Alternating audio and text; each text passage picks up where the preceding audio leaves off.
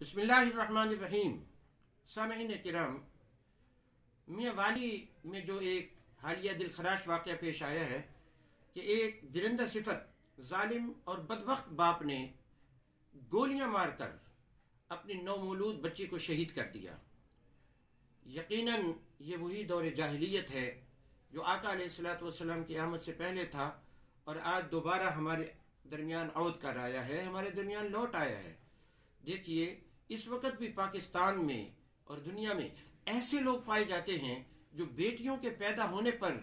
غم و غصہ میں مبتلا ہو جاتے ہیں، پریشان ہو جاتے ہیں کہ ہماری بیٹی کیوں پیدا ہوئی۔ بیٹی کے پیدا ہونے پر غصہ کرنا، بیٹی کے پیدا ہونے پر ناراض ہونا، یقین جانیے یہ کسی کلمہ پڑھنے والے مسلمان کی صفت نہیں ہو سکتی، یہ کافروں کی صفت ہے، یہ غیر مسلموں کی صفت ہے، یہ اسلام سے انکار کرنے والوں کی صفت ہے، یہ اللہ تعالیٰ کی تقدیر پہ راضی نہ ہونے والوں کی صفت ہے۔ اور اگر آپ اس لحاظ سے دیکھیں کہ یہ اللہ تعالیٰ نے عطا فرمایا پھر تو بات ہی کوئی دوسری نہیں رہتی، لیکن اگر اس لحاظ سے آپ دیکھتے ہیں کہ بیٹی پیدا ہو یا بیٹا، اس کا میڈیکلی اصل سبب کون ہوتا ہے، تو میڈیکل سائنس یہ کہتی ہے بیٹا پیدا ہو یا بیٹی، اس کا سبب مرد بنتا ہے نہ کہ عورت۔ یہ بالکل ثابت شدہ بات ہے، یعنی مرد کی وجہ سے بیٹی پیدا ہوگی،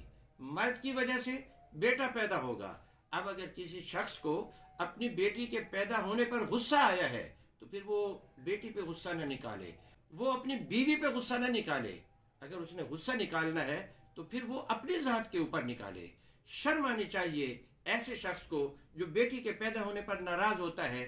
وہ خود کس سے پیدا ہوا؟ وہ جس والدہ سے پیدا ہوا وہ بھی کسی کی بیٹی ہے، جس سے اس نے شادی کی وہ بھی کسی کی بیٹی ہے۔ دو بیٹیوں کے درمیان رہ کر اب وہ تیسری بیٹی پہ غصہ کر رہا ہے جو کہ اس کی اپنی بیٹی ہے۔ یہ کتنی بڑی حماقت ہے، یہ کتنی بڑی سفاہت ہے، یہ کتنی بڑی جہالت ہے، یہ کتنی بڑی بے وقوفی ہے۔ ایسا شخص جو اپنی بیٹی کے پیدا ہونے پر غصہ کرتا ہے، یقیناً وہ اللہ تعالیٰ کے غضب کا شکار ہوگا، وہ اللہ تعالیٰ کی لعنت کا شکار ہوگا۔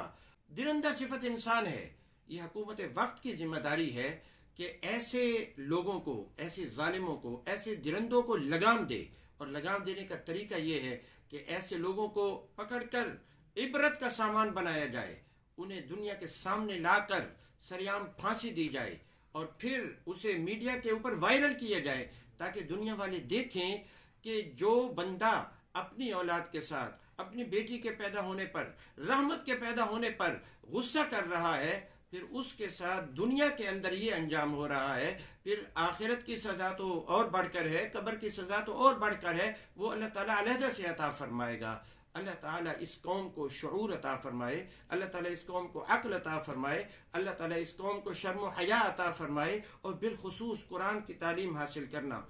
اور دین کی تعلیم حاصل کرنا اور حدیث کی تعلیم حاصل کرنا، شریعت مطہرہ کی تعلیم حاصل کرنا، دین کی تربیت حاصل کرنا بہت ضروری ہے، کیونکہ جو بندہ اس تعلیم سے اور اس تربیت سے محروم ہوتا ہے وہی شخص اس طرح کی غلط سوچ کا مالک ہوتا ہے، جس سے اپنا بھی نقصان کرتا ہے اور قوم کا بھی نقصان کرتا ہے، دنیا اور آخرت دونوں کا نقصان کرتا ہے۔